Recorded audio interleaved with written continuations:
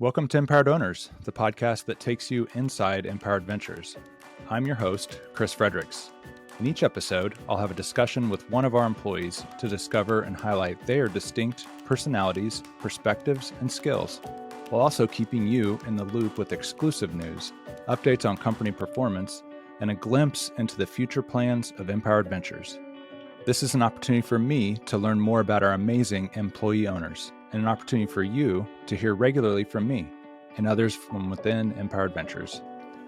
Most people know that an ESOP is a retirement account, and the access to those funds isn't available to the employee until they retire or leave the company. But are there benefits of being part of an employee-owned company beyond just the potential retirement funds? On this EV update episode of Empowered Owners, Chief of Staff Emily Bopp joins me to discuss just that, especially when it comes to Empowered Ventures and our companies. Hi, Emily. Welcome back to Empowered Owners. Hello. I'm excited to get into this podcast, but first, wanted to follow up on what we were talking about before we turned on record. Oh, the perils of being a Gen Xer. Yes, we're both Gen Xers. We're both Gen Xers, and I don't know how many of our listeners are also Gen Xers, but I'll be darned if we aren't the forgotten generation that doesn't get any attention.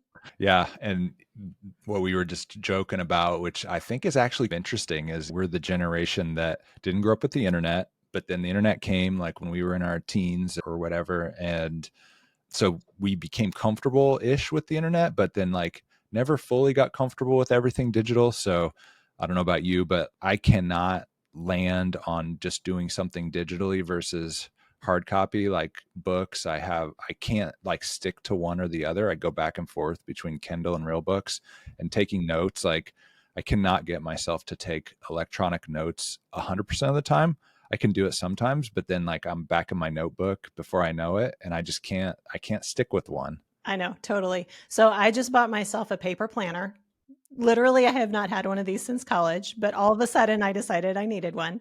And then I opened a new bank account. I got the starter checks, and I'm like, do I need checks? In a world of Venmo, do I need checks? But do you know, over about whatever it is now, a year and a half, I've blown through my 6 checks, and I think there's enough Gen Xers and boomers out there who want money from me who aren't on Venmo. So you're right. It's a conundrum. Back to our regularly scheduled programming.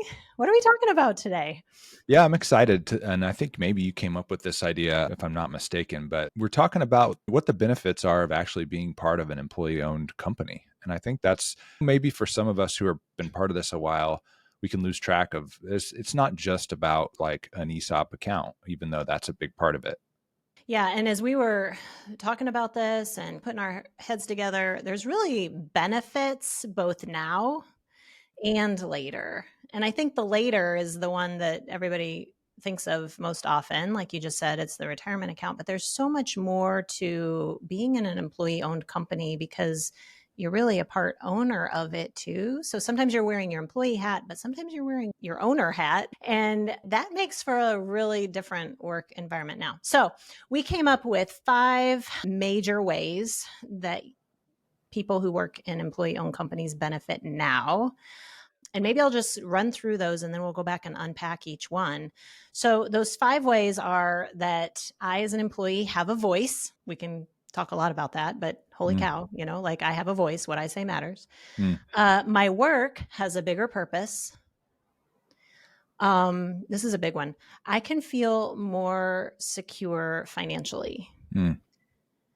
I have unique opportunities to learn and grow, or maybe said differently, I can make something out of, I can make what I want. I can make what I want out of my experience as an employee owner.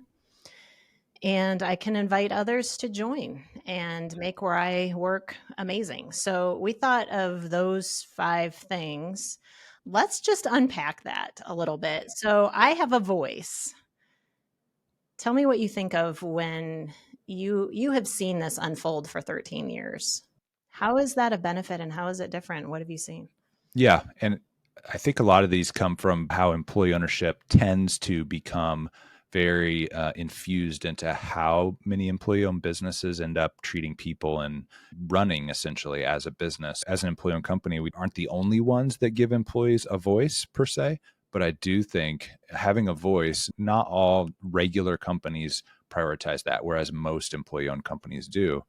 And I think it's pretty self-explanatory. We truly do care a lot about what all of our employee owners think. And in the early years of an employee-owned company, there's a, hey, we care what you think. Let's tell us, give us feedback, give us your ideas. And at times in the early years, it's like, okay, I'm not sure they really truly do want to know what I think, because there's just that fear of, should I put myself out there?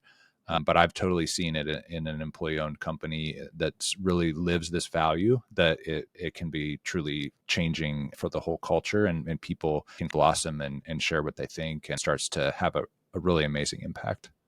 Yeah, and maybe when you see one person doing it and not getting their hand slapped, that then it just starts to snowball, and there's a new confidence that, oh wow, I really can contribute my opinion. Not that we can always do what everybody wants to do, but that everyone can be heard in a meaningful way, and be that their ideas can be taken into consideration. I think it's pretty unique, but there's something fundamentally unique about employee ownership that makes it even more powerful, I think. Yeah, absolutely. So my work has a bigger purpose. Tell me about that. Being part of an employee-owned company, it brings something different or stronger. So there's a sense of ownership that can take hold. Like, this company that I'm an owner of does things that are really interesting. Maybe there's customers that we're serving that do something really cool or special. And I'm just thinking to some very specific examples at TVF over the years where, can you believe this customer makes this with our fabric? And it's the employee saying, our fabric. You really can feel like your work is meaningful in a different way. Alrighty, how about the big one? I can feel more financially secure. So we've already talked about, yeah, there's the statement of, building this benefit that you get when you retire. And we'll talk about that when we get to the later part. But now, how does that make me feel more financially secure now? I've seen examples of this. There can be a lot of people in their 20s, 30s, 40s who, for a lot of really good reasons, are not saving or investing for their retirement like they need to be in order to have that security that they're going to meet their needs after they either want to stop working or have to stop working. Yeah. And these folks all of a sudden wake up in their late 40s or early 50s and sometimes even 60s, and they're like, oh, shoot. Now what am I going to do, because I'm playing catch up? And it's not usually a matter of irresponsibility. It's just stuff happens. And so what we were talking about was just how much of a mental strain that can be on someone who is still in their working years, but has this weight of, I've got to play catch up, sort of hang over their head, and how that limits. It's really a limiting weight. It limits what that person can even imagine that they might be able to do outside of work. And it's a stressful place to be. So this financial security, it's that, oh, I know this thing is building alongside whatever else I'm doing to play catch up. I can breathe. I'm going to be okay. And you know what? Now I can actually think about volunteering for my kid or grandkids sports team, or I can think about doing some of the other, like, just living things, because this isn't an all-consuming worry anymore. And now maybe my health is a little bit better. So yeah, the financial security piece of just knowing this engine is building behind you, especially for the folks who are behind for a lot of really good reasons, that's a huge benefit now. I think it's really important, and I would say it's an unsung hero of employee ownership and ESOPs, that even in the early years, 5-10 years in, seeing that ESOP account grow gives you a different perspective on the progress you're making, even though you're not getting that access to that money immediately. I'm glad you called that out. It's not just for folks who might be playing catch up, but anyone to feel that you have this more of a long-term mindset and that you're really caring for your life. Your future you is going to thank you. Okay, moving right along. I have unique opportunities to learn and grow, or I can make what I want out of my experience there. I want to let you talk a little bit about this because I know you've seen it play out for over a decade now. I think it's just employees who are part of an employee-owned company. Generally, they're encouraged to be a learner, a grower, and bring ideas. And if you bring an idea, like, how would you like to make that idea happen? So it's just this general sense of we're in this together. We're all making things happen. And if for anyone that wants to, you can think outside of your just moment to moment day job. You can think a little bigger. You can think, could I have a bigger impact in some other areas if I had some ideas? And those types of things are very welcome, I think, in our employee-owned organizations. Oh, yeah, for sure. And just for the folks who that lights them up, being able to apply your creativity and notice ways that you could do things that would bring you fulfillment, but also would better the company, that can really be a major benefit. Of course, we said this isn't an exhaustive list, and there are lots of folks out there who have lots of great input onto all of the benefits of employee ownership, and maybe we'll find those someday and put them in the show notes. But for us, our number 5 is I can invite others to join and make where I work even better. Oh my goodness. When you put on that ownership hat, not just an employee hat, but I'm an owner of this place. Oh, I can start thinking about who our employees are. I can start thinking about who I see out there who might be a good fit for our organization. I can invite other people into this. Yeah. Have you seen that play out? Oh, for sure. I mean, referral, bringing people, suggesting people for roles, and it's really just so key to creating that culture where people feel connected with each other and connected in both purpose and as people. It's a powerful but subtle benefit of being part of employee-owned companies.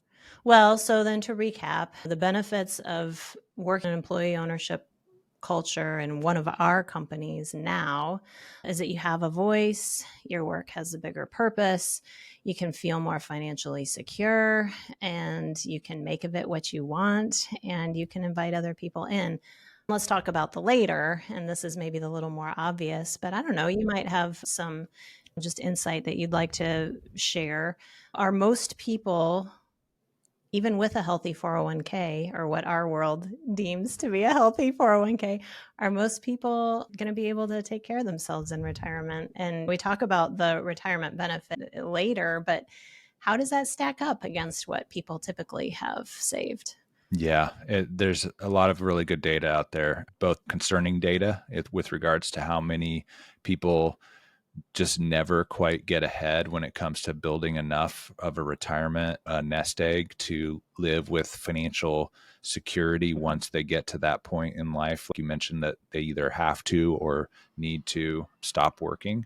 So that's a concerning problem for our whole country. And the data shows that employee ownership makes an enormous difference. The average employee owner has like twice as much retirement savings essentially as their counterparties. I think part of the reason is ESOPs also tend to have 401ks. So people are encouraged to contribute to their own 401k as well.